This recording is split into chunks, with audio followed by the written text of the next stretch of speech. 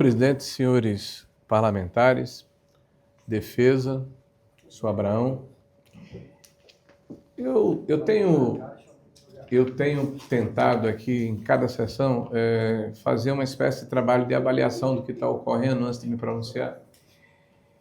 E é evidente que cada peça que a gente monta desse quebra-cabeça fica mais claro ainda que a minha convicção original, aquela de 2017, por ocasião da reforma trabalhista, ela é absolutamente verdadeira. O Brasil precisa se livrar dos sindicatos pelegos, das associações picaretas. O Brasil tem que se livrar do corporativismo. Porque todos nós aqui, todos nós nessa sala, defendemos que os trabalhadores precisam e devem ser representados. É desigual quando há uma negociação entre patrões e empregados e os empregados estão subrepresentados. Mas nós não podemos continuar com uma lei de 1943 que determina o que a gente chama de unicidade sindical. Por que eu estou falando isso? Porque foi definido lá naquele documento fascista de Benito Mussolini, que o PT cultua aqui e adora, tá? Que cada sindicato só poderá ter uma representação por categoria profissional numa área geográfica. Aí o pau quebra. O pau quebra, porque é uma briga de gangster, é uma briga de quadrilha, é uma briga tão séria, tão forte, que nós estamos assistindo aqui, Abraão. Você falando, me permita me dirigir, senhor Abraão. A gente está vendo aqui, Vossa Senhoria, Vossa Excelência, você está sendo aqui trucidado pelo PT. Por quê? Porque você pertence a outra facção, a outro grupo político, que é a Força Sindical. A Força Sindical se contrapõe à CUT. A CUT e a Força Sindical brigam entre si. Para aqueles que estão nos ouvindo, Sindinap, Conafé, Sebap, Força Sindical. A CUT, Contag e seus puxadinhos. Então a briga aqui é pelo butim. Quem consegue assaltar com mais eficiência o bolso do trabalhador brasileiro. E eu disse aqui, senhor presidente, e quero trazer Vossa Excelência como testemunha. Na semana passada, eu afirmei que o Partido da Retórica, que é o Partido dos Trabalhadores, fazia o discurso aqui, mas não materializava. Nós estamos com 32 assinaturas, eminente presidente, para, por fim, acabar de uma vez por todas com a contribuição assistencial. Nenhuma assinatura do PT. Peço, inclusive, ao senador Contarato, que eu não tenho dúvida que ele não vai se furtar, que assine. Porque é impressionante como a prática se distancia do discurso. E como o discurso engana deliberadamente todas as sessões. Todas as sessões a mesma confusão. Senhor Abraão, Vossa Senhoria do meu estado, lá do Rio Grande do Norte. A atenção do Estado hoje está total aqui. A gente tem recebido várias comunicações, as pessoas estão nos assistindo. A pergunta que eu faço a Vossa Senhoria é a seguinte. A Copab, de alguma maneira, orientou parlamentares desta casa para ingressarem com com emendas, que flexibilizariam o registro do cadastro, né, do seguro-defeso? Eu pergunto a Vossa Senhoria, senhor Abraão. Senador Rogério Marinho, me permite o direito de ficar em silêncio. Pois não, respeito, Vossa Senhoria. Por que é que eu falo isso? Porque é um padrão também. Nós assistimos isso em 2019, 2020, 2021, Luiz. Corrupção tem, sempre teve. Está aqui, olha. Gasto com seguro-defeso cresce 57% em 2025 e acende alerta do governo. Acende alerta do governo? Aumentou 2 bilhões de reais, senhores, de um ano para outro. Está saindo pescador como buraco de formiga. Tem pescador artesanal agora no Brasil inteiro, a Bambam. Isso acontecia em 2015. Ó. A Polícia Federal desarticula a organização criminosa ligada ao Ministério da Pesca. 2015. Quem era o presidente na época? Eu acho que era Dilma Rousseff, suponho. Aí vem...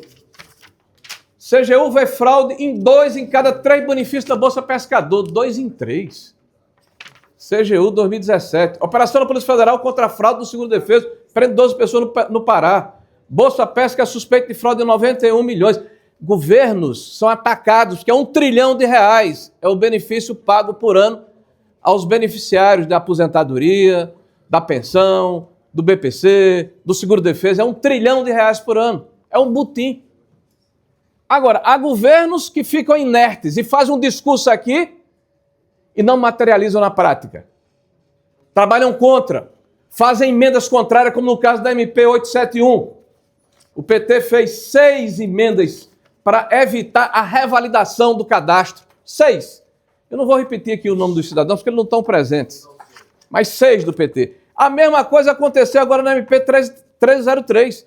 Emendas para flexibilizar o cadastro do seguro-defeso. Aí essas eu vou dizer que é mais recente. Deputada Natália Bonavido, do meu estado. Deputado Pedro Zay, lá de Santa Catarina. Deputado Padre João, do PT de Minas Gerais. Todos contrários a qualquer forma de se ter alguma segurança na emissão do processo de liberação de um cadastro de pescador. Um seguro-defesa que é tão importante. Nós estamos vendo aqui uma situação que nos constrange, mas ao mesmo tempo nos faz refletir sobre o que está acontecendo. O presidente falou com muita propriedade. O presidente tem 3, sim. E olha, tem encontros que mudam a história. Tem encontros que mudam a história. Um professor de história, quando quer passar o conhecimento para os alunos, diz, olha, a história se divide em antiguidade, idade média, idade moderna. Era o conceito de antigamente. Aí dizia que a antiguidade ela é interrompida com a queda do Império Romano do Ocidente. A Idade Média com a queda de Constantinopla. Depois vem a Revolução Industrial e por aí vai. Foi muito bem. Tem um encontro emblemático que aconteceu no INSS entre Stefanuto, entre Virgílio e André Fidelis em 2014, no governo que nós sabemos de quem é. Esses 3 personagens, esses 3 cidadãos, e 2 deles já está provado, receberam dinheiro fruto de roubo de aposentado. 2 deles, na casa de milhões de reais. O senhor Fidelis, através do seu filho, seu escritório de advocacia, que de repente passou a receber milhões de reais, e o senhor Vigílio, que tem uma ideia de gênio. Quando termina a eleição, na transição, a sua esposa cria uma empresa porque sabia que ia ter facilidade do governo subsequente.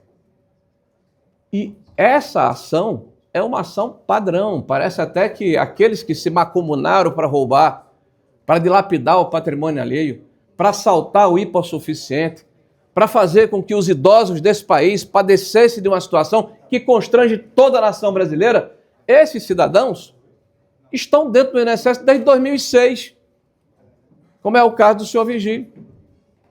Nós assistimos aqui o Stefanuto, que segundo a esquerda é o ovo da serpente, porque disseram, olha, na hora que muda o critério para a concessão de ACT, de carta sindical, que é a tal da unicidade, que é o cartório dos sindicatos, para a possibilidade de se dar ACT para quem não tem carta sindical, 2016, quem proferiu esse documento?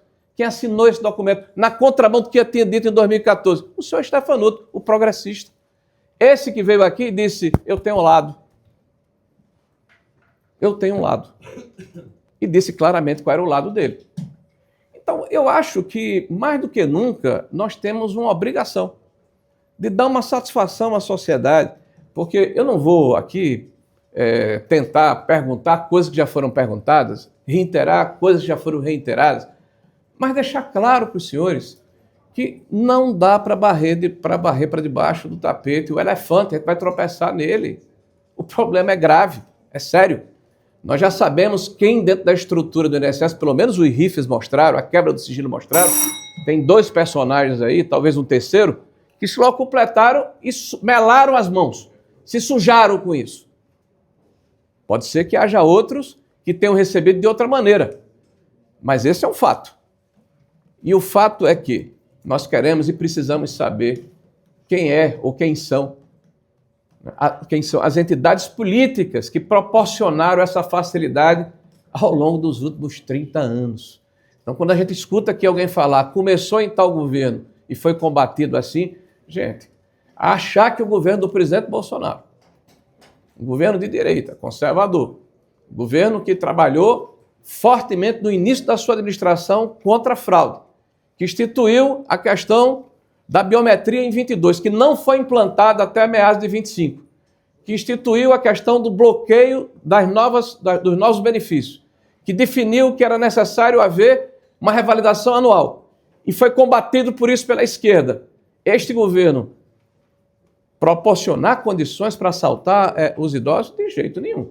Tá? Então, respeitando aqui o nosso depoente, dizer, senhor Abrão, que o senhor tem a presunção de inocência, apesar dos fatos mostrarem aqui que alguma coisa muito estranha existe, mas Vossa Excelência vai, junto com seus advogados, fazer a sua defesa técnica nos autos do processo, mas dizer aos nossos pares que nós não podemos compactuar com blindagem. Quinta-feira vão ter novos requerimentos e eu espero que, desta feita, o PT assine, não faça só o discurso retórico, porque dos 32 que assinaram não tem um do PT, presidente.